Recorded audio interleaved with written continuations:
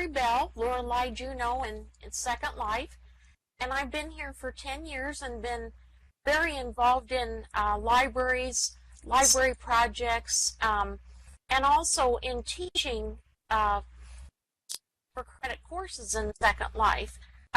Most recently, I taught for San Jose State University a class, an immersive class on times, Renaissance Florence, and also Revolutionary France.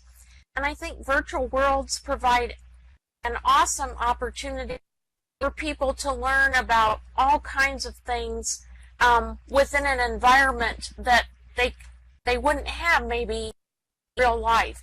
And I want to give several examples of that. The first example I'll give is the medical field. And as many of you probably know, simulation and practice doing surgeries, doing procedures, conducting interviews, all kinds of things are huge in the medical field. And the more practice somebody gets, the better they get.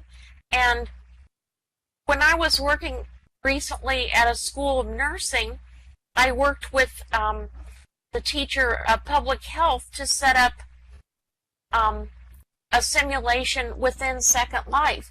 The nursing students were going to do home visits where they go and visit someone in their home who, you know, maybe just got out of the hospital or need some kind of nursing care. And before they went out for the first time, the teacher wanted them to have some practice viewing environments and talking with typical people they might talk to in these situations. So the teacher told me what kind of details she wanted in the simulation, such as the patient was a gentleman in his 60s who had just gotten out of the hospital.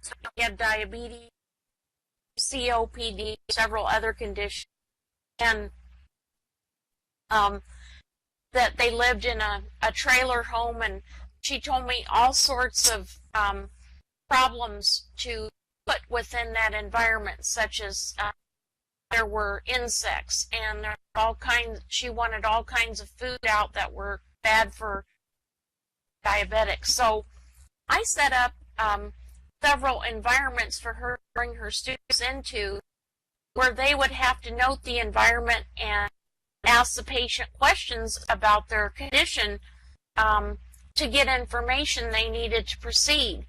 And so we did this, and the students really enjoyed it. They got the practice.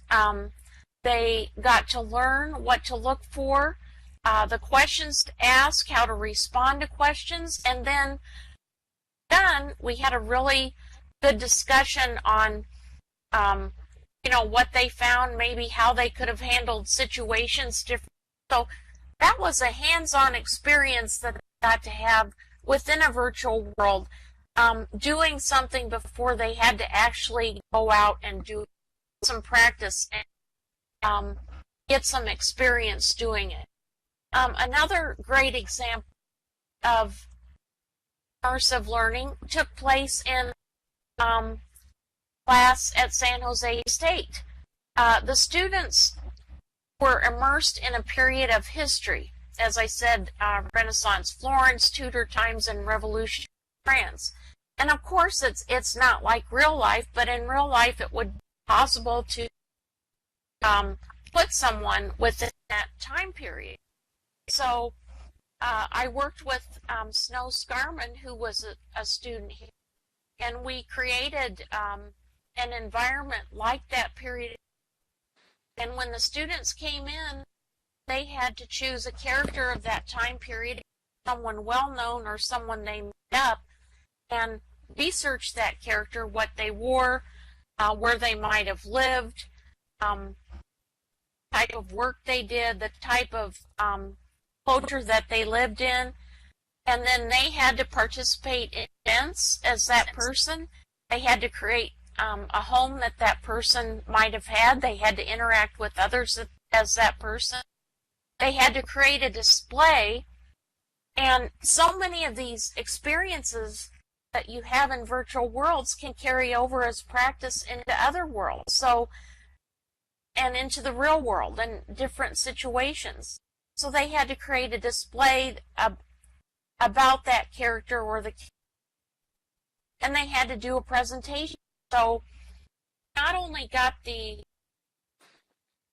skills of learning the history, but also of creating an environment, doing research, doing a presentation, and planning a presentation for a certain environment, which is important because no matter if you're talking live or a conferencing system or via virtual world, every environment is a little different, and planning your talk for that environment, planning a display, an interactive display for that environment. So students learn all kinds of skills, and it was actually like a face-to-face class because we met every. And besides learning world skills, they learned all of the other things that we talked about, plus collaboration. And I wanted to talk about book discussions in Second Life. For the virtual library right now, I've been working on a monthly book discussion. And another colleague is taking that over, but I will continue to participate.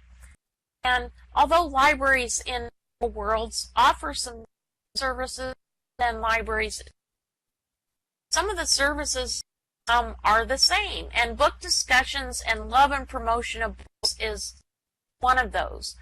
So every month, different book, and a certain time of the month, the discussion leader prepares questions, asks them of the participants pose questions, and we discuss the book for an hour or so, and it's been really interactive and a lot of fun, and the participants have brought their own backgrounds and questions to the group. And so it's been a lot of fun and a great way to promote books within a virtual world. And people read all kinds of formats of books. Some people are reading the audio books, some people are reading the print books, the e-books. So if you look at virtual worlds and the education here, it's taking place in every single field: healthcare, library, science, geography. It's taking place all over, and it gives, and workplaces are setting up experience with customer service, with the geography of a certain part of the country, with procedures on how to do different things through training here. It's a really rich environment for that type of learner, and have all different types of learners and all different ages. Immersive learning is important to a lot of different types of adult learners. Have to learn practice, have to learn, and I think that it will only grow as we go along and these environments become more sophisticated and even more as possible. I think I've used my time, so thank you. And those were just a few examples. Email me or IM me in the world if you want to talk more. And thank you to all of you for having me.